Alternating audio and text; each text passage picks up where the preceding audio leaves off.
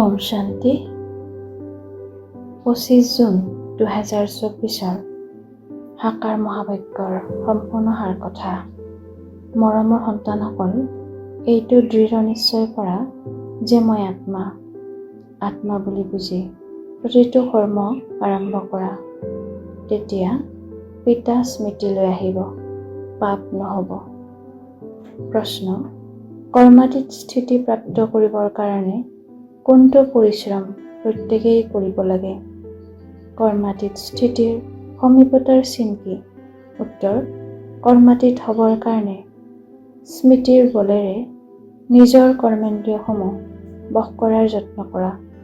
অভ্যাস কৰা যে মই নিৰাকাৰ আত্মা, নিৰাকাৰ পিতাৰ সন্তান। সকলো কৰ্মেন্দ্ৰিয় নিৰ্বিকাৰী হৈ যাওক। ইয়াৰ বাবে অতি যত্নৰ প্ৰয়োজন।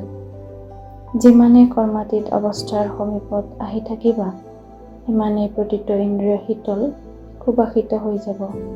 সেই ইন্দ্ৰিয়সমূহৰ পৰা বিকাৰী দুৰ্গন্ধ আঁতৰি যাব। অতীন্দ্ৰিয় সুখৰ অনুভৱ হৈ থাকিব। ধাৰণাৰ বাবে মুখ্য সাৰ: 1.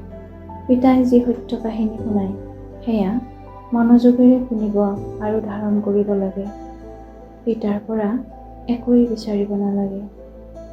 21 জন্মৰ বাবে নিজৰ উপাৰ্জন জমা কৰিব লাগে। 2. ঘৰলৈ উভতি যাব লাগে।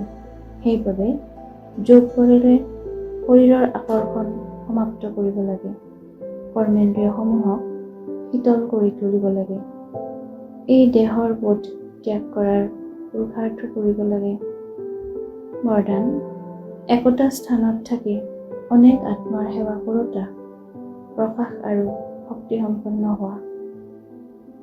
যেনেকৈ প্ৰকাশপুঞ্জ একোটা স্থানত স্থিত হৈ থাকি বহুত দূৰলৈ সেৱা কৰে, তেনেকৈ তোমালোকে একেটা স্থানত থাকি অনেকৰ সেৱাৰ অৰ্থে নিমিত্ত হ'ব পাৰা। এই ক্ষেত্ৰত কেৱল প্ৰকাশ আৰু শক্তিৰে সম্পন্ন হোৱা আৱশ্যক। মন বুদ্ধি সদায় ব্যৰ্থ চিন্তনৰ পৰা মুক্ত হৈ থাকক। মন মনা ভৱৰ মন্ত্ৰ সহজস্বৰূপ হৈ যাওক। মনেৰে শুভ ভাৱনা, শ্ৰেষ্ঠ কামনা, শ্ৰেষ্ঠ বৃত্তি আৰু শ্ৰেষ্ঠ প্ৰকম্পনেৰে সম্পন্ন হ'লে সেই সেৱা সহজে কৰিব পাৰে। এয়াই মনৰ সেৱা। শ্লোগান: এতিয়া তোমালোক ব্ৰাহ্মণ আত্মা শক্তিস্বৰূপ হৈ যোৱা আৰু অন্য আত্মাসকলক প্ৰভাৱশালী বক্তা কৰি তোলা। কৰ্মযোগী হ'বলৈ আজিৰ অব্যক্ত সংকেত। কৰ্মযোগী কেতিয়াও ভাল বা বেয়া কৰ্ম কৰোঁতা ব্যক্তিৰ প্ৰভাৱত নাহে।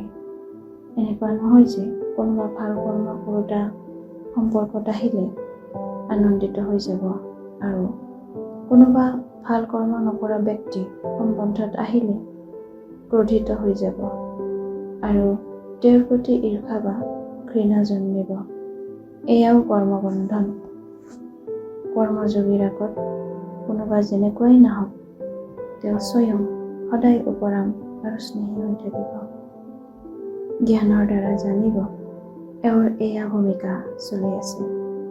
সেয়েহে ভালক ভাল বুলি বুজি সাক্ষী হৈ চোৱা আৰু বেয়াক দয়াশীল হৈ দয়াৰ ভাৱনাৰে পৰিৱৰ্তন কৰাৰ শুভ ভাৱনাৰে সাক্ষী হৈ চোৱা। তেতিয়া কৰ্মবন্ধনৰ পৰা কৰ্মযোগী বুলি কোৱা হ'ব। ওম শান্তি।